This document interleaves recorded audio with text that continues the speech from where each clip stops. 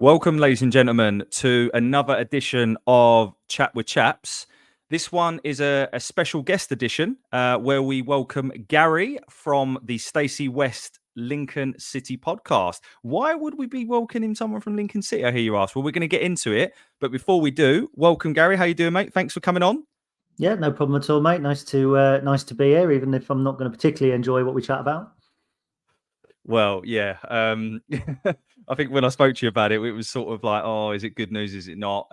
But I guess something that may not be good for Lincoln City fans, may be good for Millwall fans. And for Millwall fans, listen to this. We are going to be talking about, of course, the pending move. I'll say pending because it's not quite done yet, of goalkeeper Lukas Jensen that will be moving from Lincoln City to the Den, looking to be clarified, I would imagine, this week. So, Gary, tell us a little bit more about Lukas Jensen.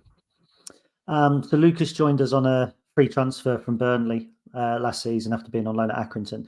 We'd always loaned goalkeepers, so we'd loaned Alex Palmer, Carl Rushworth, Josh Griffiths.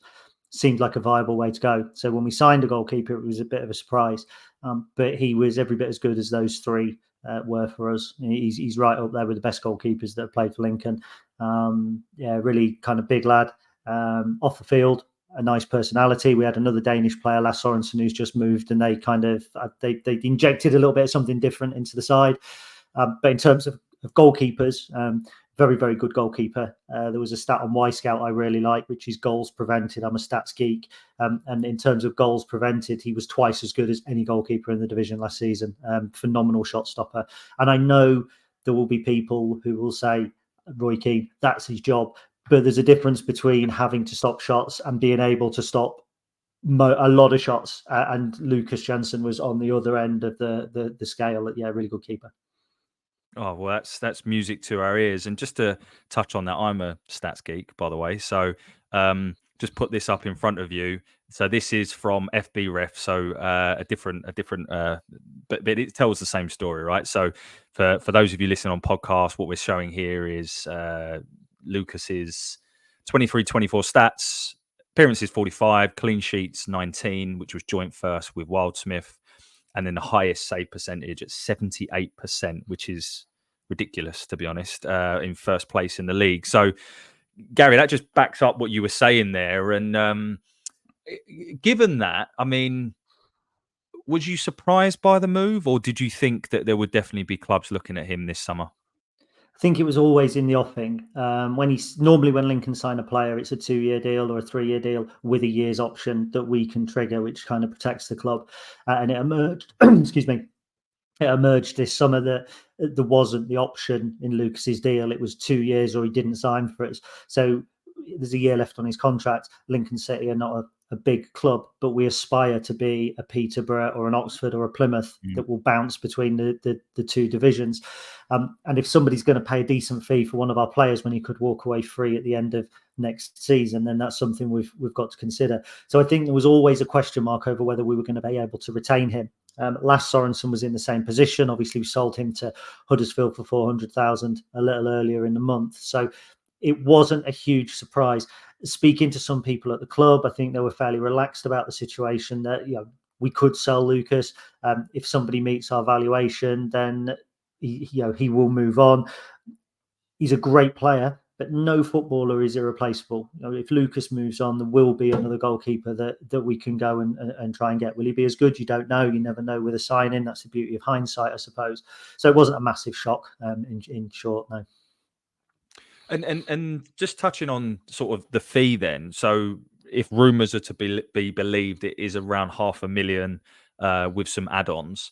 Do you think that is, are you happy with that fee? The reason I ask you that question is because we've also recently signed Macaulay Langstaff, who we signed for 700k, which seems to be a bit of a steal. So some good business done there. But, do you think that fee is fair? And then I guess the other point is, although he played 45 games for you last season, I think outside of that, he's only played about 30, 40 other games on top of that for various other clubs. I think it was at Altrincham and stuff like that. So, yeah, just what do you think of the fee? I guess my question is.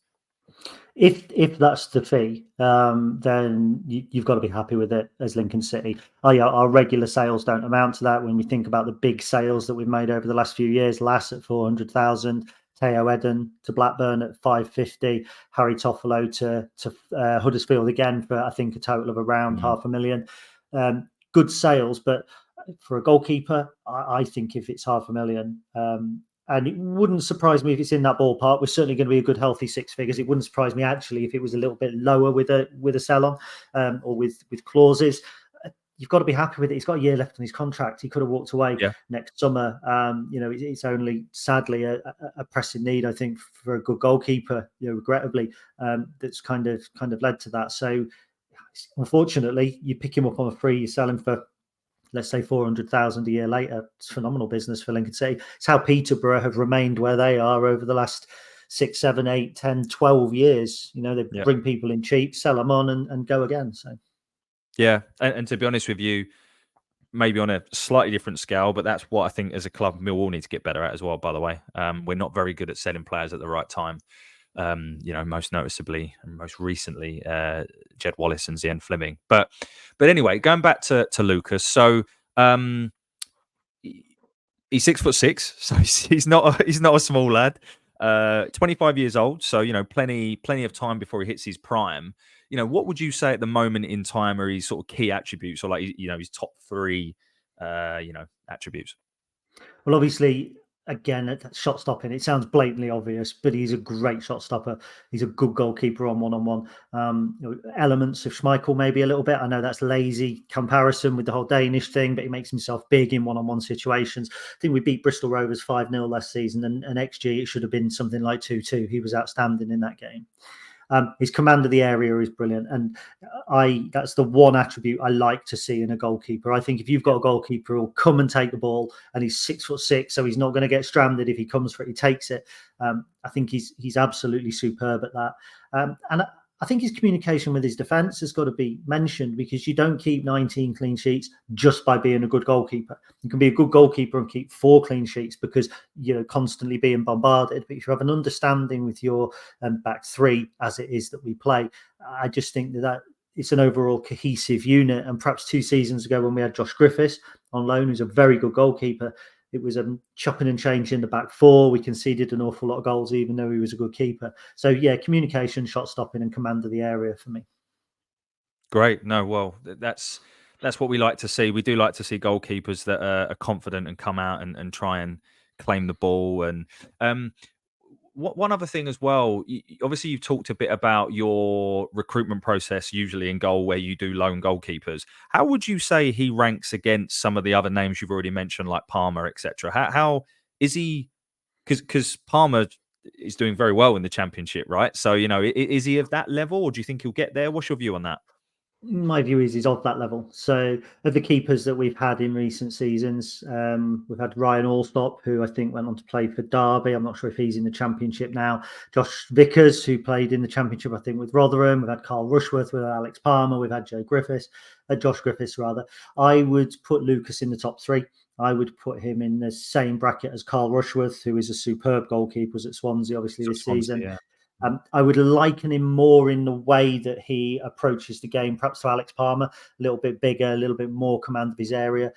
But I would happily, if somebody said to me tomorrow, you can have Alex Palmer, Lukas Jensen, or Carl Rushworth, it wouldn't bother me which of those 3 I had. I would put them on the same level. And for me, I think if a goalkeeper is decent, I actually don't think a step up in level is as hard for a goalkeeper as it is for an outfield player. Because for an outfield player, tactics change, pace changes, all that sort of stuff.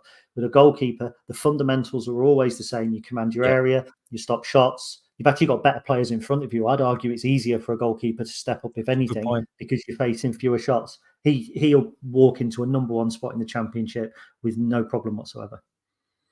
I mean, that's a very solid testament of what we could be looking to receive. And I mean, that's fantastic. I guess my next question, I think you just answered it, was, do you think he can walk straight into a Championship side and step up to number 1? Which I think you've answered that. So I'll move on to my next question. But before I do, I think it would be reminiscent of me not to mention the reason we're actually looking to sign a number 1 goalkeeper, and that is to do with the sad passing of Matty Sarkic, who was our number one goalkeeper last year and tragically lost his life at just 26 years of age over the summer, and it's really rocked the club for the second year running. We've suffered a very close loss, and I think we wouldn't have been in the market for one had that not happened. And I think it's just important to mention that and show love and thoughts to his family and friends. But I think it's probably also fair to say that Matty himself would have wanted us to go on and have a successful season, and obviously by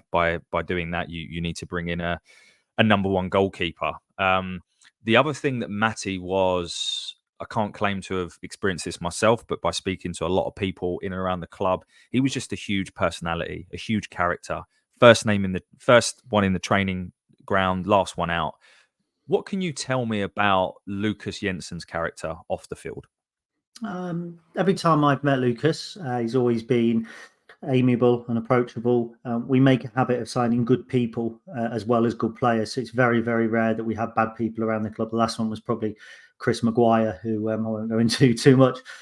So I do some sponsorship and was at some sponsors' events. He always had time to talk to people. We're a very closed unit, so you only see what the club want you to see. But there's lots of pictures of him with supporters. He's always smiling. He was always engaging. Overshone a little bit, I think, by Lasse Sorensen, who was just the perfect person in that respect. Lass would be in coffee shops on a Friday morning advertising the fact he was there. So, he kind of overshone almost everybody.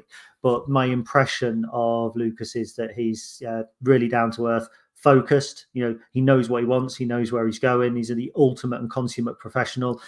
I don't think you see players falling out of nightclubs these days, but you certainly won't see Lukas Jensen doing that. So again, I think you're signing a good person as well as a good goalkeeper.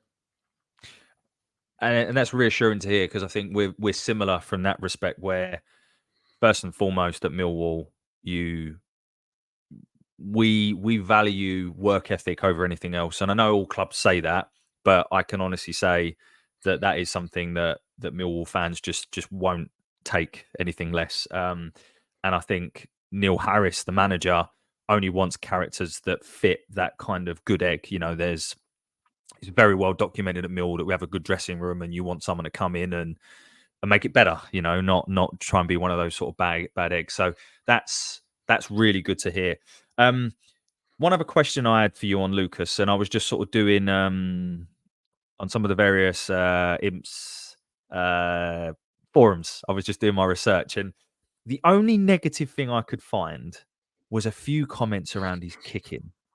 And look, our goalkeeper before Matty was Bart Bielkowski, who is one of, if not the best shot stoppers I've ever seen. Won 3 Player of the Year awards at Ipswich and 2 at us, but he couldn't kick ever. And that didn't matter in a Neil Harris team because we don't necessarily play that way. What can you tell me about Lukas Jensen's kicking? I think if I had to pick one area of his game that could be better, it's perhaps his long distribution. I think he's fine playing the short game, playing out from the back. He's not a playing out from the back keeper. We've shifted kind of away from that a little bit. So a couple of years ago with Carl Rushworth and Josh Griffiths, it was very much ball at the feet, knock it around the back four. So he's not a Pickford style kind of play it out from the back. Some of his kicking has been not quite on point. Once or twice he's kicked it out. If you were a long ball game, it wouldn't work particularly well. He wouldn't fit into a Steve Evans side, for instance, that literally pumps everything forward. So if there's one area of his game, it would be that. However, I am aware of the fact that kind of behind the scenes, he had occasionally listened to our podcast and would argue that his kicking is certainly no worse than any of the other keepers that we've had in recent seasons. I think a keeper's kicking nowadays is less important than it was 20 years ago. Yeah, ultimately, I think it boils down to style, doesn't it? If you're playing, and kicking can mean many things. Kicking can mean, can he pump the ball 80 yards? Or it could also mean, is he comfortable with his feet and playing out and all that tiki-taka stuff, which is I say never going to be Millwall, but it's just not our style. It really isn't. So it worries me the least out of all sort of qualities within a goalkeeper. So that's kind of reassuring. Before we move on to moving away from Lukas, is there any sort of final thoughts on, assuming the deal does go over the line, that you'd want to share on Lukas Jensen? I just think for a goalkeeper to have done what he did last season at 25 is massive, because you can be 35 and still playing international football. So I think he's at the very beginning of his career. For me, signing a goalkeeper at 25 is like signing a midfielder at 21 in terms of longevity. Deep down, this might sound like a really bold statement. It absolutely wouldn't surprise me if he comes to you, has a good season and moves on again. I can see him at some point being Danish number one. I genuinely think he's that good. He's been that impressive. And I'm gutted to see him leave Sinsel Bank. But it's like with anything, when one of your players moves on to bigger and better things, there's a certain amount of pride as well. And the fact that we've become a club that other teams come to and go, we'll have this player and that player. Some fans see that as a negative. I actually see it as a massive positive that we're doing something right. So I wish him all the best. And it will give me a little soft spot for Millwall in the Championship as well this season. Oh, Gary, no, thanks, mate. And that's again a bold statement, and maybe we'll come back on in a year's time and we can talk about his progress and when he's pulling on the Danish shirt. But I think switching gears slightly, how actually no, before we switch gears, I think one point you touched on there, which I really liked, was selling players isn't always a bad thing. Number one, you're bringing money into the club. Number two, other players look at that and think, well, this if I join this club, they are a platform to bigger and greater things. And clubs like us, in the pyramid, we have to be okay with that, right? And I think I just wanted to touch on that because I think it was a great point that you made there. How do you go about replacing him at Sinsel Bank? I would say that we already know who we want. I know I have a bit of insight in the club. I'm quite lucky. They're very open and very candid. It works on obviously a mutual respect and not kind of leaking any information. And I know, having spoken to guys in the recruitment team, that if they think somebody's going 6 months, 12 months beforehand, they will already have identified targets. So my gut feeling will be that they will have permanent targets and loan targets that they will be interested in. I would imagine that they'll want to move very quickly. They'll want to bring somebody in within a week or so. My gut feeling is probably a loan player, a high-profile loan, because as a League One club, you can loan an England under 21 goalkeeper, but as a League One club, you ain't going to loan an England under 21 outfield player. It'd be an 18 or a 19. So you always get that a little bit more bang for your buck. So I think that'll will be the case, and it'll be like for like. We'll loan a big keeper, 6'6".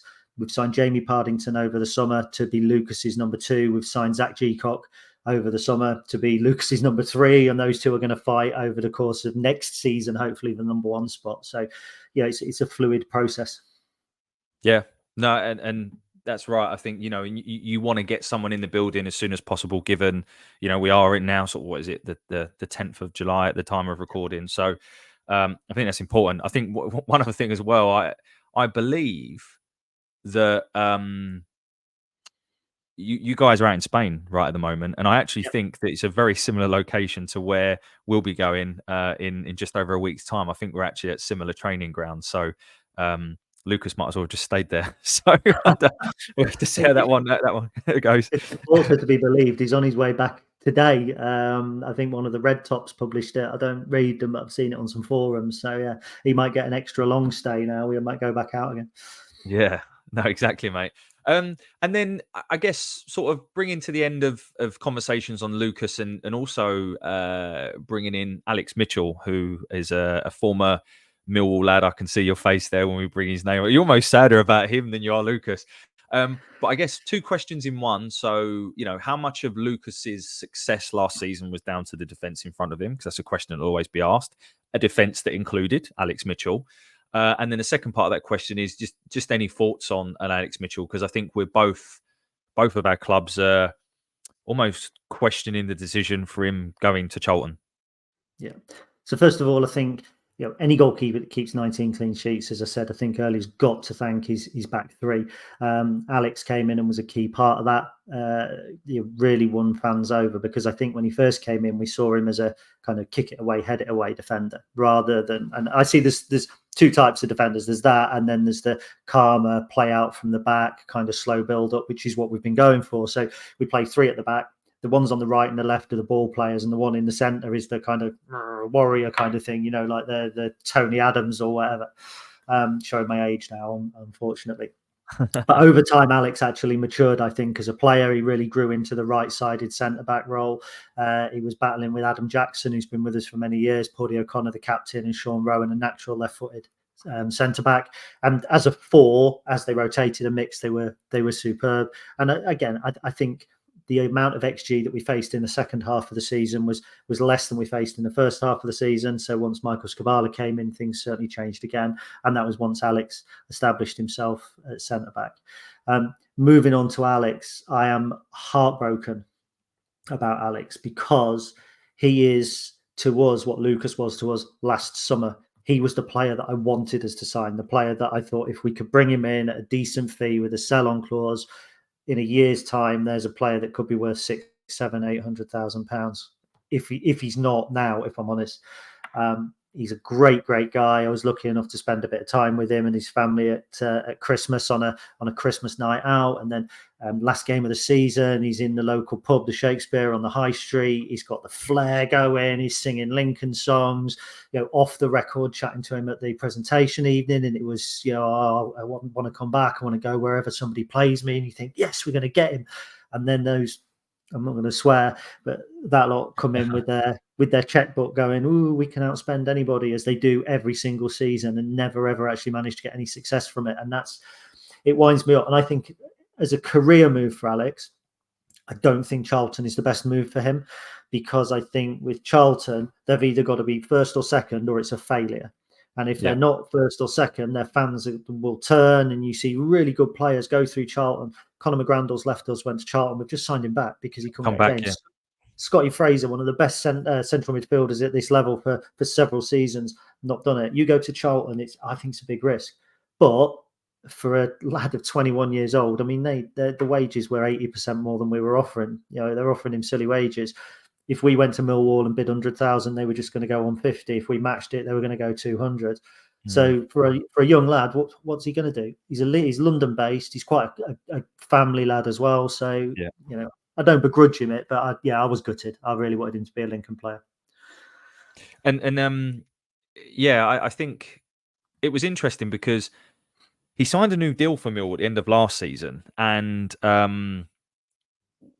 then he obviously went on loan to yourselves, and you had a fantastic sort of second half of the season. You were awesome, weren't you? And Alex was, well, from what we could see, doing fantastically.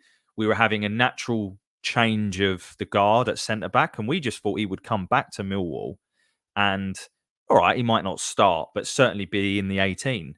So for him to be sold so early, and I've heard rumours of what the fee is, and it's not that much in context of a championship centre half. I know he didn't play much. We didn't play at all in the championship, but yeah, it does feel like an odd one, even from our perspective, because he never really got the chance to show what he could do. Every single season he went out on loan and seemed to do a good job. But I'm wondering how much of it was on the player side, on Alex's side. He was saying, look, I'm used to playing every week. If you can't guarantee you're going to play me every week, which I don't think Neil Harris could have done, because ultimately he's untested at that level. He was like, okay, well, I want to go. And then to your point, try and get the checkbook out, and that's how it ends up. So I think we're both disappointed for different reasons. And we'll have to see how his career goes, I suppose. Yeah, I would say, having spoken to Alex, it's all about playing games. I wouldn't think he'd be a demand. I wouldn't think he'll go in and go, play games or I go. But I would think he knows very much what he needs at this stage of his career. He's played 100 games, one of them for Millwall, I think, in the Cup once. So, he don't want to go back and play 10 games again. He's on the right trajectory. So, best of luck to him. Nice lad. Really nice lad. Yeah, no, best of luck to him. Best of luck to him. Okay, well, I think that draws us to the conclusion. I think the only thing left to do, Gary, is to explain to the listeners and the viewers how they can find you. Yep. So if any Millwall fans are interested in regular Lincoln City content, you never know. StaceyWest.net is the website, and there's links on there to the podcast and to what else do we do? YouTube.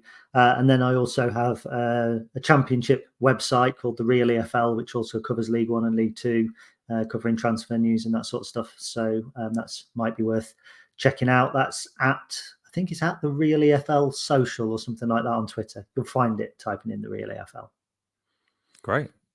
No, and yeah, listeners, please do have a look at that, and also just as we're starting to build this channel as well, please do like, comment, share, subscribe. You've got no idea how much those little things can help a channel, especially when we're starting out. So, thank you to the listeners. Thank you to you, Gary, for coming on. Really do appreciate it. Really enjoyed the conversation, and we will see where this unfolds. Thank you for having me. Thanks, Gary. Thanks. Bye for now.